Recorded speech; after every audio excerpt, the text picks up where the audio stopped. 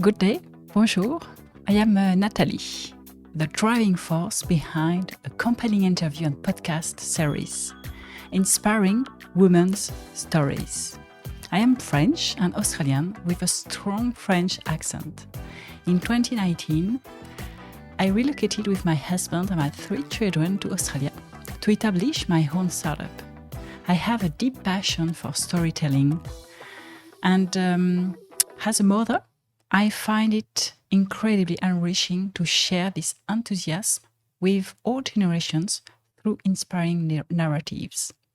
My commitment is to share the extraordinary stories of women who have overcome challenges and turned them into opportunities for notable accomplishments through my platform.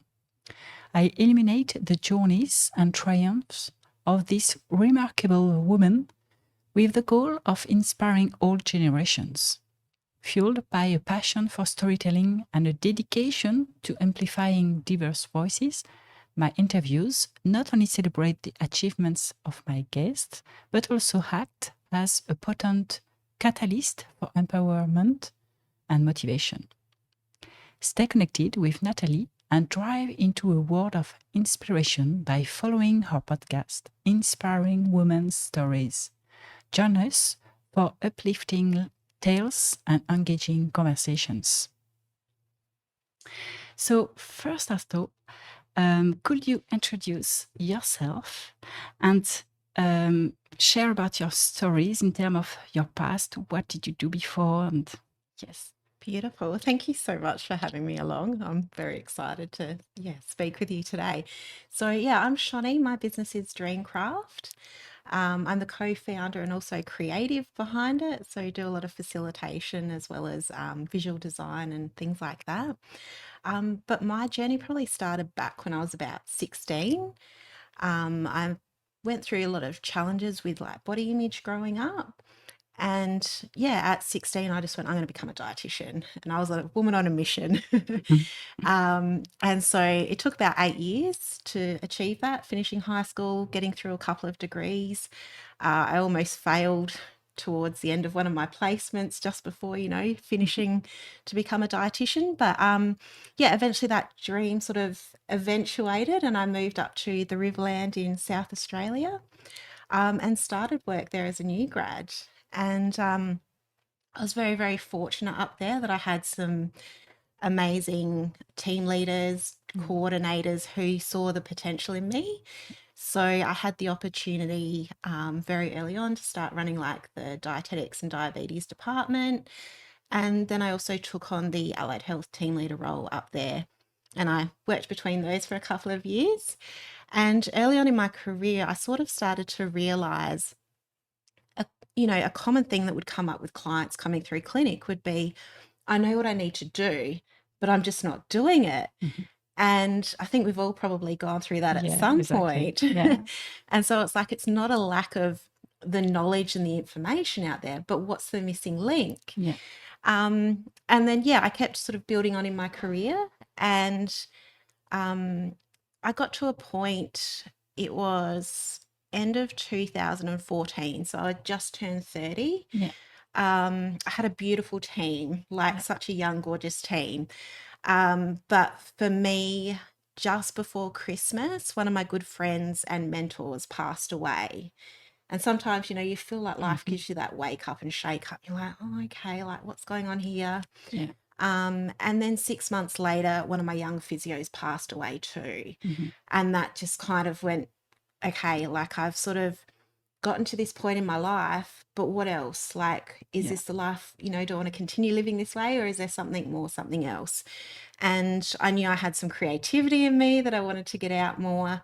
And so it was from that I sort of went, I'm packing up in the Riverland, coming back home to Adelaide to be with my family. And that's when my journey and love for mindset and human behaviour sort of started to evolve and peeling back the layers of who I am. And so now I sort of bring that all together in a way that helping to bring out the vision and the dreams for people. Like, what are your aspirations? What lights you up? What do you love to do with your life? because it became very apparent to me at that time that life, can be short. We don't know how long we've got. So how can we experience the most and become the most fulfilled as well? So that's where now, I facilitate a lot of workshops and programs just to sort of tease it out of people. And, being on the entrepreneur sort of journey, and I'm Yeah. sure you'd appreciate this too, sometimes it can Yeah. feel like a lonely experience. So part of what I love about that too is helping to bring people together and really connect with each other. Yeah. And so you know that you're not alone as well when it comes to challenges, and Yeah. but also having people to celebrate with as well. So Yes, I was very impressed. A couple of weeks ago, I did your workshop, DreamCraft, and I was totally surprised. I didn't have any expectation, but to have this understanding about the why you do things, why you don't want to do things. So your motivation, but also why you are yourself, and regarding your career or regarding your personal life, who you become. So it's so important sometimes, as you say, to just stop your life and just to understand this why. That is, I think, the most important to understand. And I was very impressed by your past career. Can you tell me more about your engagement with, for example, people who had cancer before, and as a dietitian, how you helped them? For me, it resonates because, for example, my mother had a breast cancer in the past. She died. I was 18 years old, and it was so hard for her to eat something, to find the best way to survive. But also, so is it possible to learn more about this part of your past that drive probably your decision, because it was so challenging for you, I think. yeah, 100%. So my time in the Rivland when I was working as a dietitian, we definitely saw people out in the community, in hospital, in aged care who, were living with cancer and looking for strategies that would help them to, improve their quality of life. So um, the focus sometimes really depended on the person, but in terms of the strategies that we would use, but we'd find creative ways to help people because obviously through treatment and things like that, there are lots of side effects and that can affect appetite and weight and things like that too. So we've definitely been quite engaged in that. And then when I moved back to Adelaide, I worked more from a strategic perspective. So I was project manager for South Australian Survivorship Plan, and that was a nationally funded project. So that was really looking at how do we support cancer survivors and their loved ones, both during treatment but also after treatment as well, to help them get back on track with their life. And to be able to adapt depending on where they're at, because sometimes we know there are long-term effects and things like that of cancer. So how can we help them, whether it's rebuilding a career or integrating back into the community and things like that. So that was a big project that I'd been involved in before I left and started my own thing as well. So, and that was really interesting too, because that involved working with people who were living with cancer, different specialists, different non-government and government organisations and universities, and just bringing that all together to see how can we help cancer survivors through this and improve their quality of life where they were. So Wow, it's amazing. And it's just, as you say, life is short, and sometimes we put us some limits or fears that limit ourselves in the power we have inside, probably, or to do some things we think are inaccessible. Or where did you find the strength inside you, to move to this new journey and to create your own company and to help others? It was not too hard for you from the beginning? So I'll be honest, it took me a few years to leave, I guess, the comfort of a corporate career where you've kind of got, that level of security. Although I'll be honest, at the time I was bouncing off a contract, so Yeah. kind of helped make that decision as well. But for me, I just knew there was something burning inside. It was like, there's something more here. I've got more to give. I want to have a greater impact. And through my understanding of like mindset and human behavior, I was like, this is sort of that missing link that I'd been looking for. So, how do I start? If I can help people get more on their path, feeling more certain within themselves, um, and feeling that greater fulfillment, then we're going to experience greater wellness. We've got greater drive and motivation to make the changes, not just have the knowledge, but then be able to create the life, or both eating healthier, or saving money, or whatever that might be for someone, that they can actually make those shifts for themselves. So Yeah. Do you think you had all the skills to do that, or did you have to learn something you didn't have? And how did you do it to find the good place or the good person for that? yeah, I don't, it's interesting because I went through a period where it was like, I just need more knowledge. I just need more knowledge. Yeah. But I've come to realize I've got enough knowledge right now, and we all do, to help people regardless of where we are in life. So I'm not saying don't go out and learn, because that's part of the growth in life too. But I think I've been very fortunate in terms of like mentors I've had in throughout my career and going into business, advisors, just finding the people that I resonate with, learning from them, then finding one of the key things that I found for myself is it's great to learn from others, but then find your way of doing it and integrating it within your life if it resonates. Because then it's more genuine and authentic and things like that as well. So, yeah. Oh, yeah.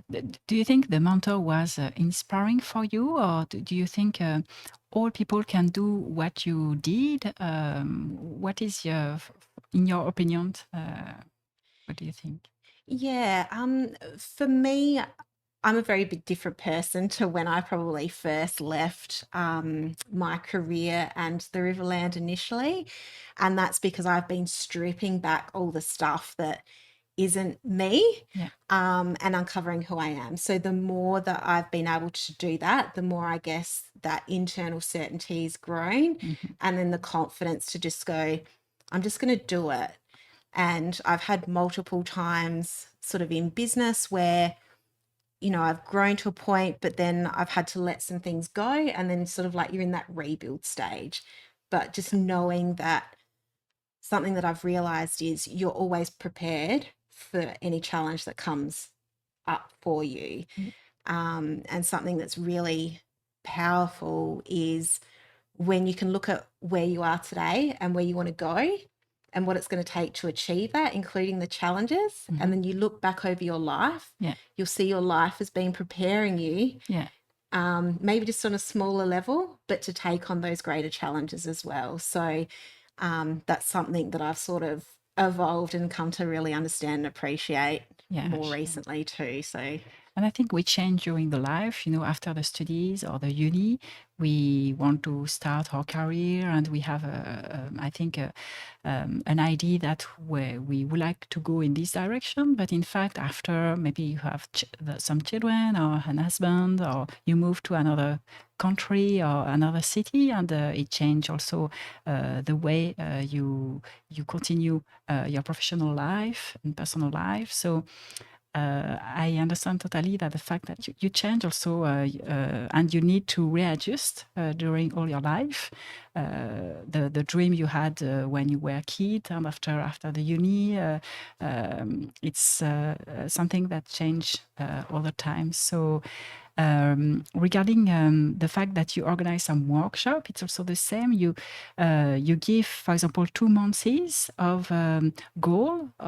Can you tell us more about what is the process with this methodology, and how people can access to the why to maybe change your life or to inspire the new journey? yeah, beautiful. So one of the key questions is pretty simple. It's just why. Like, and you can look at that in different forms. So why am I here, or why am I doing this? Because the more that you drill down, the more you start to find the gold. And I remember doing this with an advisor a couple of years ago, and they were like, why are you doing this, Chani? Why are you doing that? And the more we drilled down, it just came back to, I don't want people to die with a dream inside. And that, like right now, I'm getting emotional and goosebumps because that's the thing that's driving me right now. So when you can uncover what that is, and that shifts and changes throughout your life as well. Like you sort of said, priorities change and things like that. But if you can really hook into like, what is that for me? Then you've got a greater sense of like purpose to get up in the morning, to understand, okay, there's these challenges that are coming at me today. And like being able to navigate and understand like, well, how are they serving me? Because they're not there to completely stop you. It's like they're there to help you on your path. It's just understanding how it is. So the why is a big thing that we focus on, because we often find when we talk to people about their goals initially, they're just like, like, I just want to lose weight. Yeah. And you go, okay, is that inspiring for you to get up in the morning and do something about it? And it's not really, or it might be for a week, a couple of weeks, a month, depending on the person. But if we go, well, why is that really important to you? And just keep drilling down. And often it comes back to family, or wanting to be there for my kids and being able to run around with my grandkids, and it's going to be different for everyone. But when you can tap into that, that's the gold. And that's sort of where you can sort of start building your goals and your dreams from. Yeah. Yeah.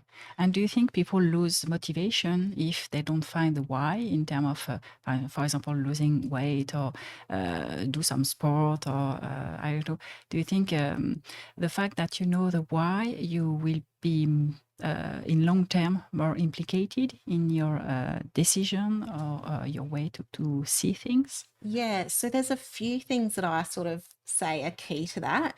So the why is definitely important. Having the vision and the bigger, like, what is it that I'm actually really working towards, and what does that look like? That really helps too, because you can focus on that. You can look forward to, okay, what are the challenges? What are the opportunities and things like that?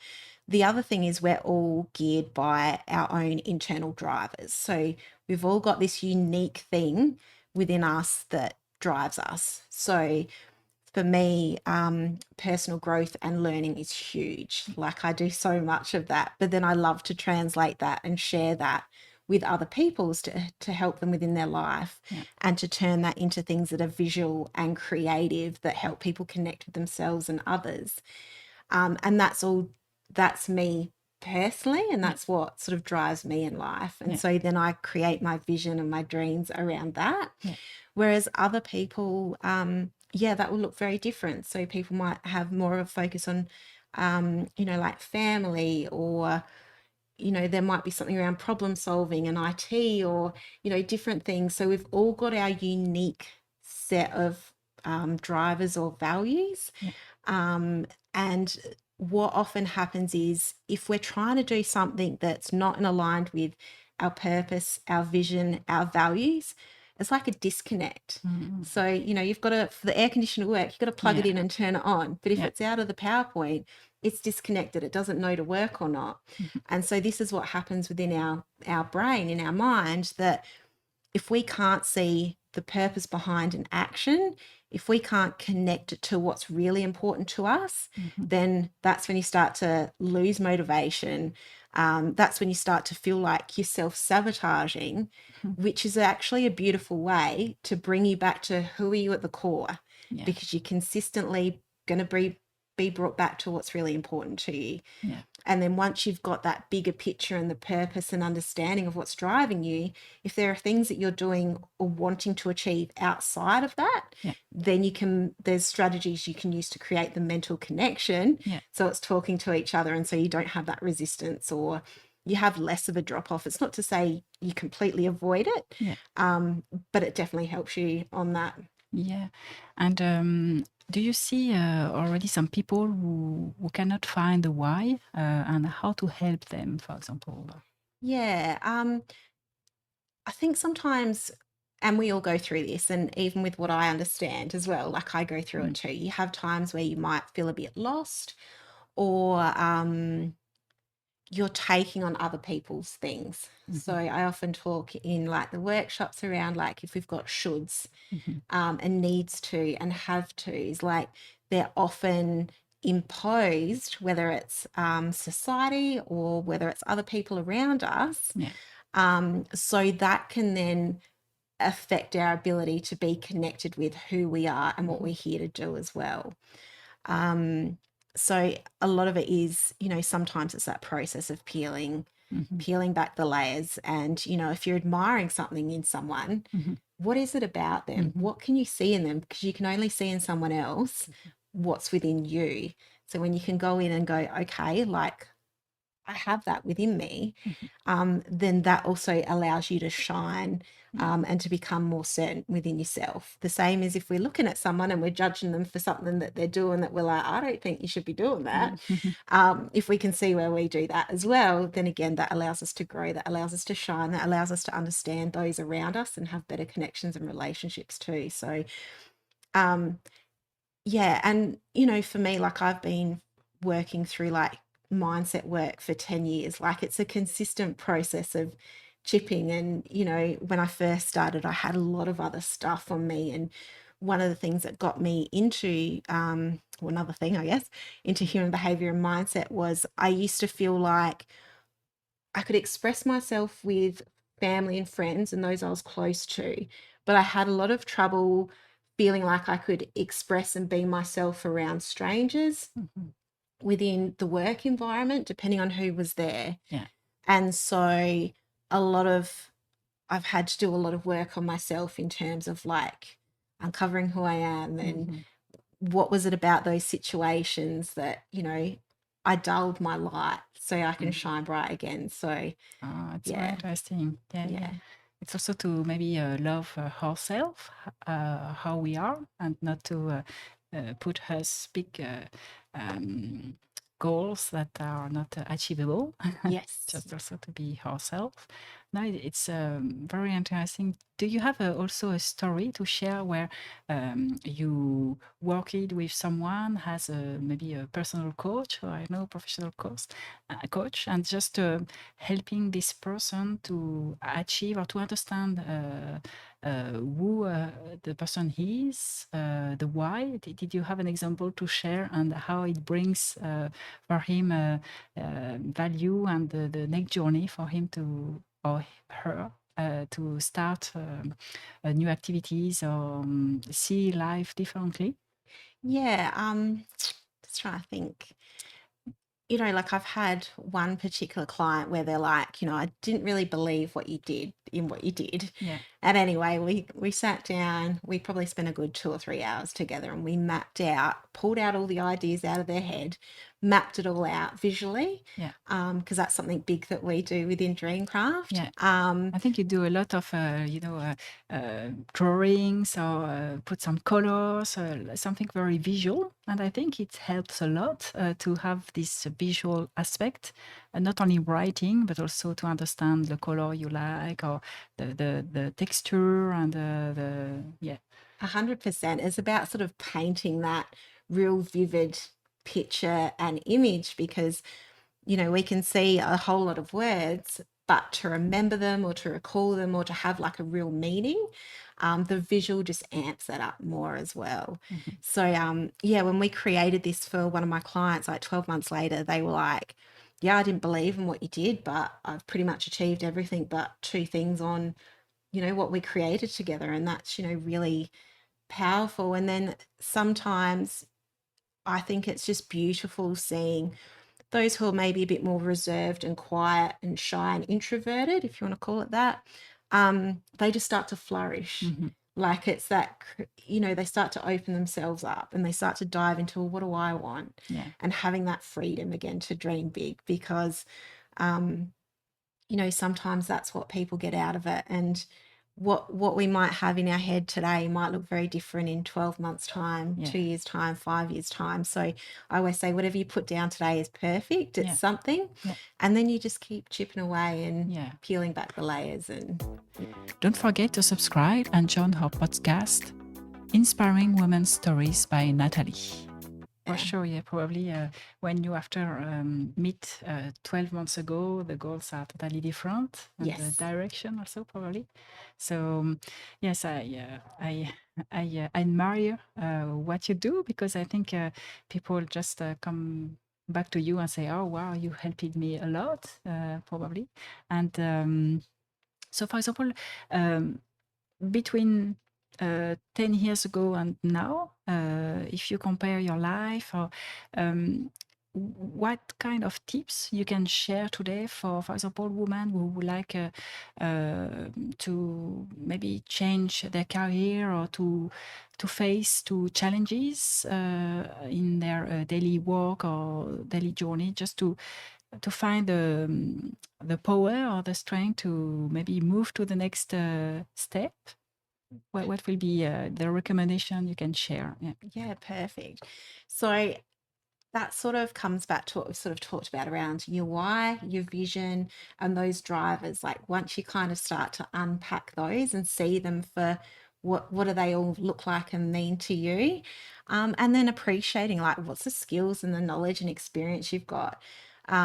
Because I believe we're all unique and we're all here to serve a purpose. So unpacking that and then going, when, asking questions like, what do I love to do? What lights me up? What challenges do I love to take on? Because then that sort of starts to get you thinking differently. And for me, it's kind of like what I'm doing now is kind of just another form and a version of what I used to do. I'm just doing it in a creative way, and rather than being very specific around nutrition and these are like your foods and things like that, it's now talking, okay, what does life look like? How do we unpack that for you? So then you can actually achieve those goals when it comes to your health and things like that too. So I'm almost trying to get people to build back that foundation. So starting on that foundation, sometimes we can be looking for something different because we're trying to avoid experiencing something that we're having in our life right now, for example. So finding out how what's happening is actually helping and serving you is a very powerful question, because then what I say is what you avoid, you run into. So it'll find you in some way, form, even if you change careers and you're trying to avoid something, it'll probably find you. So ask yourself, like, how is this serving me? How is this a benefit? What's a drawback if I wasn't having this experience? And sometimes it can be hard, like in the moment where you can feel like really emotional and you feel like your back's up against the wall. But if you can just take, a little bit of time out to just have a breather, just reflect and just ask some of those questions, then that can really help reform your perspective and either keep you going on the track that you're going or help you to get clearer around what direction do I want to go on now. So yeah. Yeah. Do you think we need someone outside our body, or outside the box that we are sometimes, to help us to drive us in the good direction? Because sometimes we are in a railway and just we continue. Do you think it's easier that it comes from someone outside, like a neutral person, or do you think we can find ourselves inside us, the why alone, or do we need both? Yeah, I think it depends on where you're at. But sometimes it's having, I guess it's like, athletes have a coach because they can see the game from a different perspective, a different angle. So having someone that could help drill down on like, well, why are you here? What is that vision? What's you? What's not you? What's really driving you in life? And sometimes it's just the question and a tweaking of a question that just opens up the mind completely differently. So there's definitely value in yeah, whether it's coaches or learning from somebody else or peers or whatever that might look like for you. But then I also think too, like sitting down and doing it within yourself, because then that becomes empowering too. But sometimes I know we can get stuck, and I go through this at times too, like stuck in where we are and you just don't know where to go and how to do it. So when you've got someone external that can help pull it apart, and you're like, oh yeah, Yeah. okay. So yeah, I think both are sort of Yeah. powerful, and it's knowing when to tap into, both things. But um I think one of the things that I've had to learn is, like, I used to try and be, that independent person that didn't need any help. Yeah. um Sure. but I found that I'd, start digging myself in a hole, and how long do you want to sit in that hole? So that, Yeah. yeah.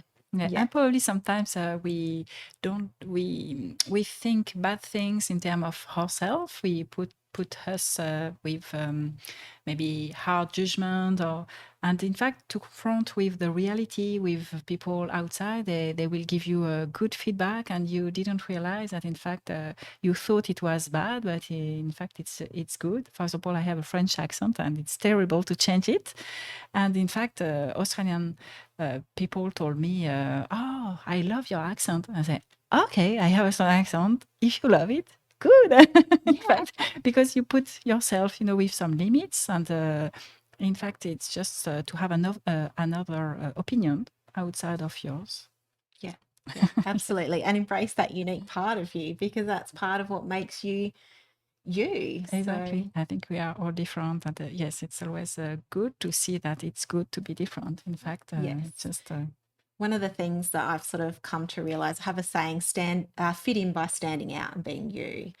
And what I've sort of noticed for myself in the past too, and I still have moments, but when I'm craving to fit in with other people, it's usually because I'm lost within myself. mm, But when you start to have greater certainty within yourself, you start going, oh, how can I be different? mm, Like, how can I be more me? yeah. And that's all just feedback, like, not to, I think sometimes it's easy for us to like beat ourselves up and judge ourselves and things like that. But when you've got that understanding of, well, that's part of like life, that's part of the journey, like, and this is big for me, normalizing things. It's like everyone goes through that, whether they tell you publicly or privately, we're all going to have moments. So um, be okay with that, but find what makes that unique ball of you. Yeah, yeah. Yeah. I totally agree. And I think it's funny when we are in the high school or primary school, we want to be like everybody, just not to be different. And when we grow and just, yes, you have your professional life, personal life, you want to be different, be yourself, in fact, and not to be like everybody. So it's every time a different point in your life. So it's funny 100%. how it changed. I would like to ask you also, how do you see you in 10 years, for example, in your future?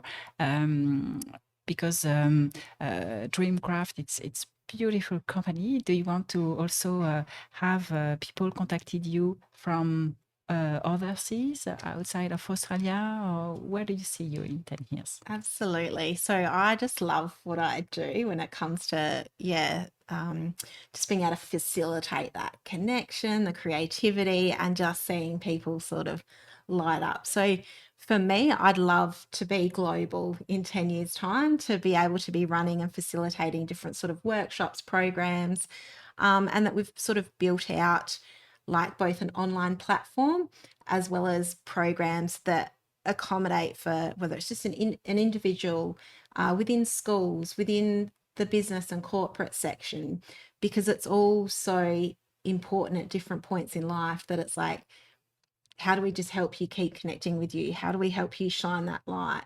Because one of the things, we were talking about like making things visual, and one of the visuals of my why is just a world that's lit up. And it's because my dream is that people, for every person, we're helping to activate that dream and vision. And then if they're surrounded by other people, then that's going to have that flow and effect. And we're just going to gradually light up the world of people living within, what it is that they want, feeling more fulfilled. better connections in life. So yeah. How the world could be with, for example, if everybody knew his why, internal why, or do you think it will be different worldwide? Yeah, I think so. I mean, there's still going to be plenty of challenges, and I don't think it's going to eliminate, Yeah. some of the things that happen within the world. But yeah, it'll definitely give people a greater sense of purpose and movement. But then also, if I guess it's a little bit unrealistic to expect it to happen for everyone. And, there might be moments where people are and moments where people aren't. But I think the more that we can, help tease that out, the more people just will have that greater connection with themselves. And I'm just very big on, what's your path in life? Not anyone else's path. What's your path that you're carving? And what's the impact that you want to have in this world? And what can we do to help you leave that lasting impact and legacy within that life? Do you think there is a difference between generation, for example, between the new generation rather than our grandparents? Yeah, I think definitely just different ways of thinking, different ways of life. Even for myself, when I was managing a team, and this comes back to what we're talking about, your core drivers, but I'd have like a young team, and then someone would have gone on an overseas holiday, and they come to me 2 weeks later and like, I'm booking another overseas trip. And you're like, we got to get work done here. So, for me, like my purpose in that space was helping my team grow, helping to help people within the region have greater health and things like that. Whereas for other people, it was more work serving a purpose to allow me to do other things within my life. And I think that's sort of the difference. But I think too, like, we've got to have a counterbalance. So if some people are very career driven, then there's going to be people who are not very career driven and things like that as well. So I think part of what we're seeing is that shift in terms of that balance, between. With the people you, for example, you organize a workshop, what is a challenge you see the most of the time coming again and again and again? It's probably a few things. Again, that sort of comes back to like having pressure or like that external expectation of who you should be, what you should be doing with your life and all those types of things. So stripping that back. Definitely like different fears and things like that. Like probably the thing that impacts our growth the most is what lies between our ears.